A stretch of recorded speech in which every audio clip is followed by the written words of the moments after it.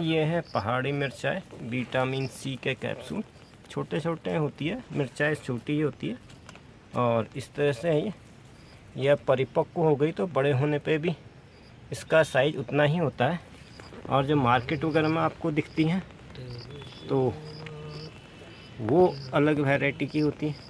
ये है छोटा कद्दू। कद्दू काफी बड़ा होता है। ये थोड़ा बंदर की कुदृष्टि से बचा हुआ है, देखते हैं कब तक बच पाता है। वैसे तो इस मौसम में कद्दू ही कद्दू होते पहले, लेकिन अब बंदर कुछ नहीं छोड़ता और ये सामने घुगता घुगता मतलब पिजन कह सकते हैं इसको। जंगली कबूतर, कबूतर के ही साइज का होता है। और ये यहाँ पर आया हुआ है कुछ अन्नकड़ वगैरह खाने के लिए। इसके ऊपर है मंदिर, मंदिर पे माता जी करती है पूजा, अक्षत वगैरह चढ़ाती है, तो उसका भी हर चीज़ का इस्तेमाल हो जाता है। प्रकृति का फूड चक्र इसीलिए होता है। दोस्तों आज है 14 अगस्त और जब यह वीडियो आपके पास सर्व होगा तो मे बी 1-2 दिन ज़्यादा भी लग सकता है, क्योंकि एक तो यहाँ पर इंटरनेट काफ़ी स्लो चलता है, दूसरा मुझे 2-4 दिन एडिटिंग वगैरह में लग जाते हैं और फिर उसके बाद शायद इस तरफ आना होगा नहीं। 15 तारीख को हो जाएगा स्वतंत्रता दिवस, उसके बाद आ जाती है जन्माष्टमी और उसके बाद होता है रविवार, तो 2-3 दिन छुट्टी है, तो इस वजह से थोड़ा सा काम भी जो है तो उसको पूरा ही करना है। फीडिंग का काम था और मैं आया हुआ था ऑफिस। हालांकि विद्यार्थियों के लिए विद्यालय भी बंद ही है। तो जो मुझे ऑफिस आते समय मिला था, हालांकि हमारे यहाँ पक्का रास्ता है, सीमेंटेड रोड है और पत्थर डामर की भी रोड है, तो इतना खतरा तो नहीं है, लेकिन फिर भी स्टूडेंट्स वगैरह जो भी पैदल आते हैं उनके लिए परेशान। ऑल आउट यहाँ पर मैं आया था नगर पालिका के ऑफिस में, तो कुछ परिवार के सदस्य के नाम मॉडिफाई करने थे। खैर वो काम तो मेरा हुआ नहीं, क्योंकि आजकल थोड़ा आपदा राहत कोष आपदा का काम कर रहा, प्रतिकूल परिस्थितियाँ तो गवर्नमेंट कर्मचारियों की भी कहीं और ड्यूटी लग जाती है। तो इस तरह से अब मैं जा रहा हूँ घर की तरफ। सवेरे तो लगातार बारिश से जब मैं आया था, लेकिन वापसी में बारिश रुकी हुई है, लेकिन ये परमानेंट नहीं रुकेगी, इसलिए मुझे फटाफट निकलना पड़ेगा घर की तरफ। अब मैं बैक कैमरे में चलते हैं ब्राइटनेस मैक्सिमम कर देता हूँ, क्योंकि रोशनी काफ़ी कम है, चमक कम आ रही है चेहरे पे। तो अब मैं आपके सामने That's why the complexion of my face is not fair. There is a cloudy weather right now. तो लग रही है यहाँ पर बारिश से बचाव करना ज़्यादा ज़रूरी है, तो इस वजह से ज़्यादा ब्लॉग अथवा आउटिंग का काम हो भी नहीं पाता है। तो अभी तो मैं सड़क की ही तरफ को जा रहा हूँ और उसके बाद जाना पड़ेगा ऑफिस की तरफ को। हालांकि विद्यार्थियों के लिए स्कूल फिलहाल बंद किया गया सुरक्षा के मद्देनज़र, लेकिन बहुत सारे काम होते हैं स्कूल के क्लरिकल बेस जो अभी चल ही रहे हैं। और कल पास हो जाएगा 15 अगस्त, अभी उसकी भी तैयारियां होनी है। We must work for order to live, और बच्चों की सुरक्षा भी ज़्यादा ज़रूरी हो जाती है और ये भी एक अच्छा निर्णय। साथ ही साथ पढ़ाई भी प्रभावित होती है, तो छुट्टियाँ तो ठीक होती है लेकिन कोर्स वगैरह उतना ही रहता है, बाकी सारी चीज़ें रहती ही हैं। फिर ये होता है कि अगर दिन कम पड़ गए तो कोर्स भी पूरा करना है। कुछ लोग जो समझदार बच्चे होते हैं तो घर पर भी पढ़ाई करते रहते हैं अपने अपने एंड से, लेकिन ज़्यादातर बच्चे जो लापरवाह भी होते हैं वो सोचते छुट्टी होगी तो बस वी हैव टू एंजॉय।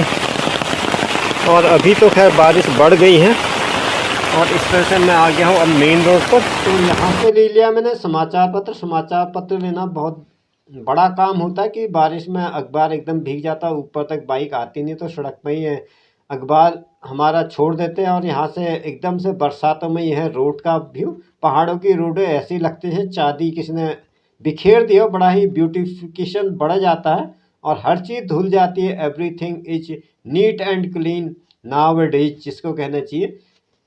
और ये एक ज़रूरी भी होता है, प्रकृति के द्वारा एकदम सफाई हो जाती है, नहीं तो सड़क पे भी इतनी गंदगी रहती है, क्योंकि यहाँ पर प्रॉपर झाड़ू डस्टिंग वगैरह नहीं होती है विलेज के एरिया में। साफ की सफाई होती है तो यहाँ पर और सड़क धुलती होगी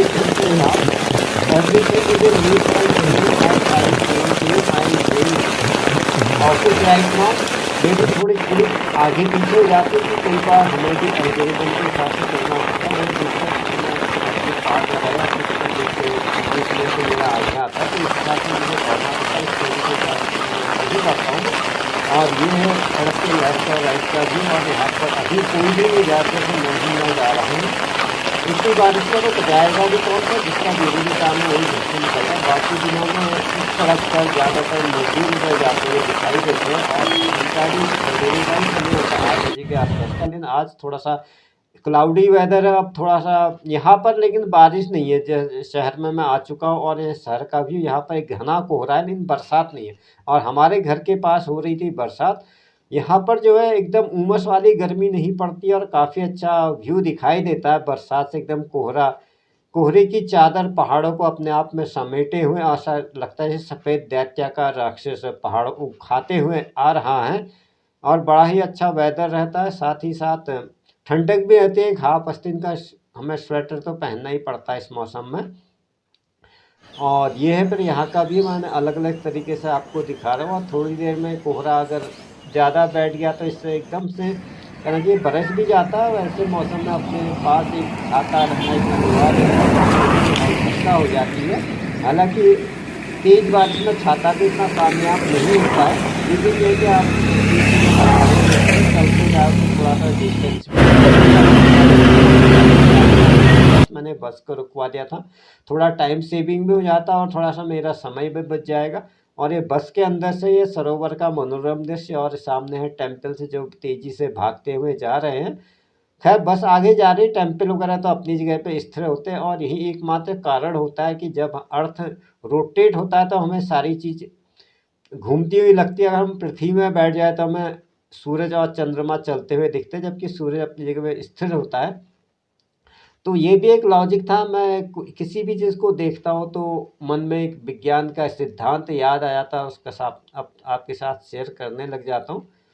एक हैबिट सी हो जाती है कि हर चीज़ को, हमारा एकेडमिक काम होता है तो किसी न किसी शैक्षिक दृष्टिकोण से हर चीज़ को देखते हुए आगे बढ़ते हैं। और यह है पालिका बाज़ार, यहाँ पर पर्यटन लगभग शून्य है, कोई बाहर का आदमी आ भी नहीं रहा। और थोड़ा रिस्क फैक्टर भी होता है क्योंकि मीडिया से आजकल हर कोई परिचित होता है। पहाड़ी पे खिसकने का भी रिस्क फैक्टर भी होता है, तो इस वजह से घूमने फिरने वाले कोई भी नहीं है, सिर्फ लोकल ही लोग हैं जिनका रोज का